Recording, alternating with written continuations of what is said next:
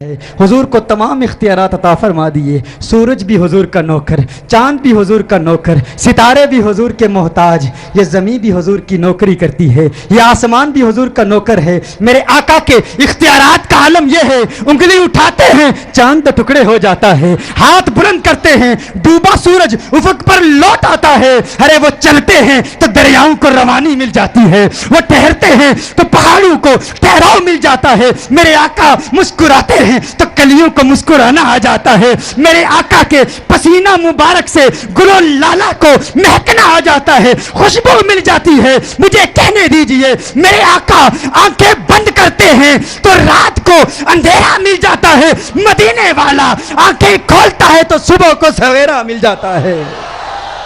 یہ میرے آقا کا مقام ہے. اختیارات ایسے اختیارات. صحیح بخاری کی حدیث میرے آقا صلی اللہ علیہ وسلم صلاۃ کسوف ادا فرما رہے ہیں. علماء جانتے ہیں، معروف حدیث ہے. دوران نماز میرے آقا صلی اللہ علیہ وسلم اپنا ہاتھ بڑھاتے ہیں. نماز کے بعد صحابہ عرض کرتے ہیں یا رسول اللہ صلی اللہ علیہ وسلم آپ نے ہاتھ کیوں بڑھایا؟ میرے آقا نے ارشاد فرمایا میں نے ہاتھ بڑھایا، جنت میں ایک خوشہ تھا، اگر اسے توڑ کر لاتا تو رہتی دنیا تک تم کھاتے رہتے، تم ختم ہو جاتے، وہ ختم نہ ہوتا. میرے آقا کے اختیارات پر کلام کر رہا ہوں. اختیار کتنا ہے. صحیح بخاری کی حدیث سے ایک واقعہ بیان کر دوں، کیونکہ ہم ہر بات پر دلیل پیش کیا کرتے ہیں. آتے ہیں سائل مسائل کے ساتھ، ہوتے ہیں قائل دلائل کے ساتھ. کوئی خطیبانہ حاشیہ ہرائی نہیں کر رہا، دلائل پیش کر رہا. یمن کا ایک عاشق مدینہ المنورہ میں حاضری کا شرف حاصل کرتا ہے، آقا کی بارگاہ میں حاضر ہوتا ہے. سلام پیش کرنے کے بعد کچھ وقت کے بعد مکہ المکرمہ کے لیے روانہ ہوتا ہے. ذوالحلیفہ کے مقام پر جاتا ہے. اچانک یاد آتا ہے کہ ایک صاحب نے کہا تھا حضور کی بارگاہ میں سلام عرض کرنا. میں نے سلام نہیں عرض کیا. قافلے والوں سے کہتا ہے قافلے والوں میرا انتظار کرو، ایک امانت ہے، میں خیانت نہیں کرنا چاہتا. ایک حضور کے دیوانے نے حضور اکرم صلی اللہ علیہ وسلم کے عاشق نے کہا تھا حضور کی بارگاہ میں سلام عرض کرنا. میں جا کر سلام عرض کرتا ہوں، واپس آ جاؤں گا. قافلے والوں نے کہا اگر تو اب جاتا ہے تو شاید جب تک تو واپس آئے اس وقت تک قافلہ یہاں سے روانہ ہو چکا ہوگا. وہ جاتا ہے، وہ کہتا ہے اگر آپ چلے جاتے ہیں تو اللہ کرم فرمائے گا، آقا کرم فرمائیں گے. میں نے امانت میں خیانت نہیں کرنی، میں نے جا کے سلام پیش کرنا ہے. حضور کی بارگاہ میں سلام عرض کرتا ہے. سلام عرض کرنے کے بعد جس نے وصیت کی تھی اس کا سلام عرض کرنے کے بعد واپس آتا ہے. باہر نکلتا ہے تو دیکھتا ہے کہ ایک شخص جو وہاں پر ان کے قافلے کے ساتھ تھا وہ واپس آیا. اس نے کہا اب تو بہت تاخیر ہو گئی، اب اگر تو واپس جائے گا تو تیرا قافلہ اب تو نکل چکا ہے. وہ مایوس ہو کر حضور اکرم صلی اللہ علیہ وسلم کی بارگاہ میں مسجد نبوی شریف میں سو جاتا ہے. آنکھ بند ہوتی ہے، قسمت انگڑائی لیتی ہے. کونین کے والی، خسرو خوباں، سیاح لامکاں، نازش ہر دو جہاں صلی اللہ علیہ وسلم کا دیدار ہوتا ہے، آقا کا دیدار ہوتا ہے. صدیق اکبر رضی اللہ تعالیٰ عنہ آقا کے قدموں میں بیٹھے ہوئے عرض کرتے ہیں یا رسول اللہ صلی اللہ علیہ وسلم آقا یہ وہی ہے، آقا یہ وہی ہے. 3 مرتبہ عرض کرتے ہیں آقا یہ وہی ہے، آقا یہ وہی ہے، آقا یہ وہی ہے. حضور ارشاد فرماتے ہیں یہ ابو الوفا ہے، یہ وفا کا باپ ہے. اس نے کہا یا رسول اللہ صلی اللہ علیہ وسلم آقا میری کنیت ابو العباس ہے. میری کنیت کیا ہے؟ ابو العباس ہے. آقا نے فرمایا نہیں تو ابو الوفا ہے. وفادار تھا نا، بے وفائی نہیں کی، امانت دی گئی تھی، خیانت نہیں کی. کہا گیا تھا حضور کی بارگاہ میں سلام پیش کرنا، اس نے کہا قافلہ جاتا ہے تو چلا جائے، میں بے وفائی نہیں کروں گا، میں وفادار رہوں گا. حضور کی بارگاہ سے ٹائٹل ملا، حضور نے فرمایا ابو الوفا، تو ابو الوفا ہے، تو وفا کا باپ ہے. وہ کہتا ہے اسی وقت کونین کے والی صلی اللہ علیہ وسلم نے اپنا ہاتھ بڑھایا، ہاتھ سے مجھے اٹھا کر مکہ المکرمہ میں پہنچا دیا. میری آنکھ کھلی تو کیا دیکھتا ہوں؟ مکہ المکرمہ میں ہوں. کہا 8 دن مکہ المکرمہ میں قیام کیا، 8 دن کے بعد وہ قافلہ مکہ المکرمہ میں پہنچا.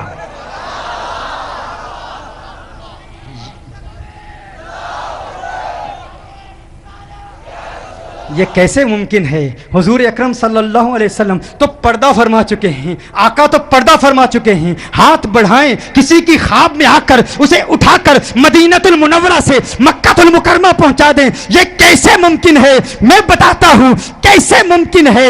صحیح بخاری کی حدیث ہے، حضور نے ہاتھ بڑھایا، حضور کا ہاتھ جنت میں پہنچ سکتا ہے، جنت میں پہنچ سکتا ہے۔ تو جانتے ہو جنت کتنی دور ہے؟ جنت کتنی دور ہے؟ حدیث میں آیا اس زمین سے پہلے آسمان تک کی مسافت کتنی ہے؟ 500 سال کی ہے، 5000 سال کی مسافت ہے پہلے آسمان سے دوسرے آسمان تک، مزید 5000 سال، دوسرے سے تیسرے آسمان تک 5000 سال، اسی طرح ساتوں آسمان 35000 سال کا سفر ہے۔ حیدرآباد والو کبھی تم بھی پکارتے ہو نا، یا رسول اللہ انظر حالنا، یا حبیب اللہ اسمع قالنا، آپ کہتے ہو نا آقا آقا ہمارے حال پر کرم فرمائیے، کہتے ہو نا خذ یدی سہل لنا، خذ یدی سہل لنا، آقا میرا ہاتھ پکڑو، میرا ہاتھ پکڑو، آقا مدد فرماؤ، آقا مدد فرمائیے۔ کہا جاتا ہے ممکن نہیں ہے، اللہ سے مانگو شرک ہو جائے گا، آقا مدینے میں ہیں، حیدرآباد والوں کو کیسے مدد کر سکتے ہیں؟ حیدرآباد تک ہاتھ کیسے پہنچا سکتے ہیں؟ میں کہتا ہوں حیدرآباد سے مدینہ المنورہ کتنا دور ہے؟ ایک دن کا بھی سفر نہیں ہے۔ جہاز پر تم سفر کرتے ہو، ایک دن سے کم وقت میں مدینہ المنورہ پہنچ جاتے ہو۔ ارے مدینہ المنورہ سے جنت کا سفر کتنا ہے؟ 35000 سال سے زیادہ ہے۔ جو آقا مدینہ المنورہ سے ہاتھ بڑھائیں، آقا کا ہاتھ بخاری کی حدیث کے مطابق جنت میں پہنچ سکتا ہے۔ وہ آقا اپنے عاشق یمنی دیوانے کو مدینہ المنورہ سے اٹھا کے مکہ پہنچا سکتے ہیں۔ اور آج کی اس محفل میں جو دل سے آقا کو پکارے گا، آقا مدینے سے ہاتھ بڑھا کر حیدرآباد والوں کی مدد کر سکتے ہیں۔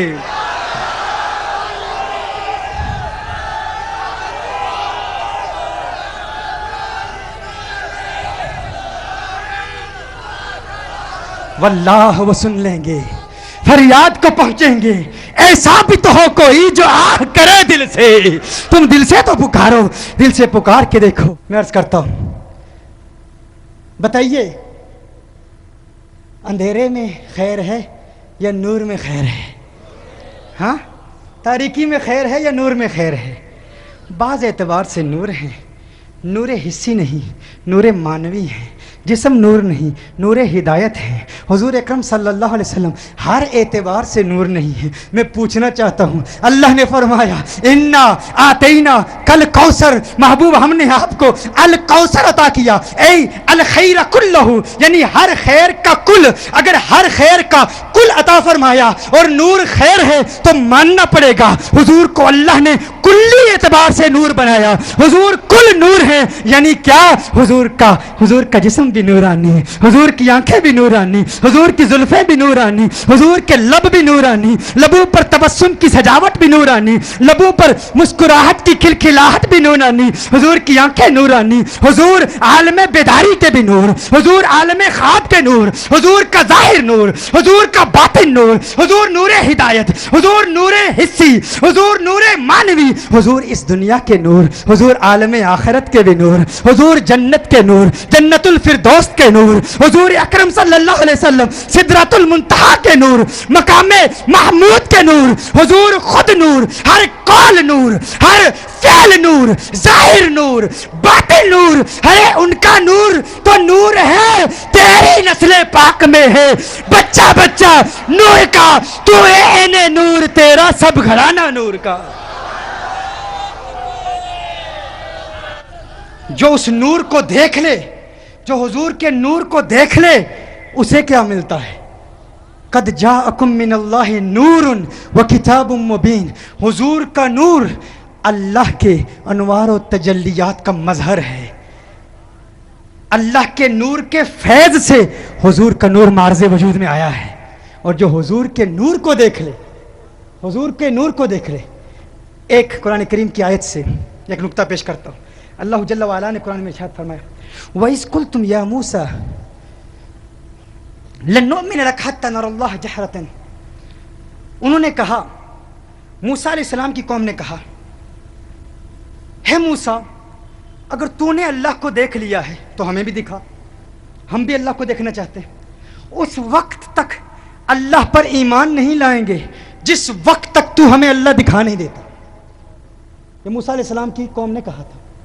یاد رکھیے پوری دنیا میں، ہندوستان میں، برطانیہ میں، یورپ میں، ہر طرف آپ دیکھتے ہیں بے شمار چرچز ہیں، چرچ ہیں، سینیگاگز ہیں، مندر ہیں، عبادت گاہیں ہیں۔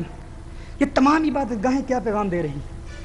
ان کا یہی پیغام ہے کہ ہر انسان کی فطرت میں اللہ جل وعلا نے اپنی تلاش کی پیاس رکھ دی ہے۔ ہر انسان اللہ کو تلاش کر رہا ہے، اللہ کا متلاشی ہے، اللہ کو دیکھنا چاہتا ہے۔ ہر چند کے لوگوں نے اللہ کو پہچاننے میں خطا کی، یعنی لیکن جستجو ہے۔ یہ پوری دنیا میں یہ مندر، یہ چرچز، یہ سینیگاگز کیا پیغام دے رہے ہیں کہ انسان ہمیشہ سے اللہ کو تلاش کر رہا ہے، اللہ کو دیکھنا چاہتا ہے۔ یہ انسان کی فطرت میں اللہ نے ودیت کر دیا ہے۔ انسان کے دل میں اللہ کو دیکھنے کی خواہش ہے، انسان اللہ کو دیکھنا چاہتا ہے۔ لیکن جب بھی انبیاء نے بتایا کہ ہم نے اللہ کو دیکھا ہے تو ان انبیاء کے دور کے لوگوں نے ہمیشہ یہ مطالبہ کیا، اگر تو نے دیکھا ہے تو ہمیں بھی دکھا۔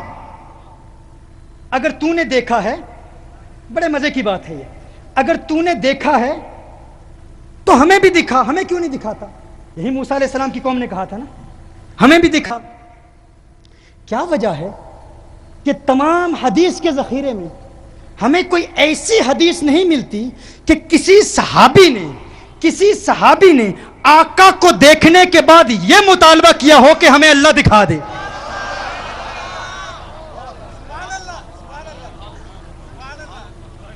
آپ نے توجہ فرمائیں، کیا عرض کر رہا ہوں؟ پورے حدیث کے ذخیرے میں آپ کو کوئی ایسی حدیث نہیں ملے گی۔ موسیٰ علیہ السلام کی قوم نے کہا تھا، یہی کہا تھا، اگر دیکھا ہے تو ہمیں بھی دکھا۔ لیکن میرے آقا کے کسی امتی نے آقا کو دیکھنے کے بعد کبھی نہیں کہا آپ نے دیکھا ہے تو ہمیں بھی دکھائیے۔ کیوں؟ کیونکہ حسن مصطفیٰ کو دیکھا تو خدا کو دیکھ لیا۔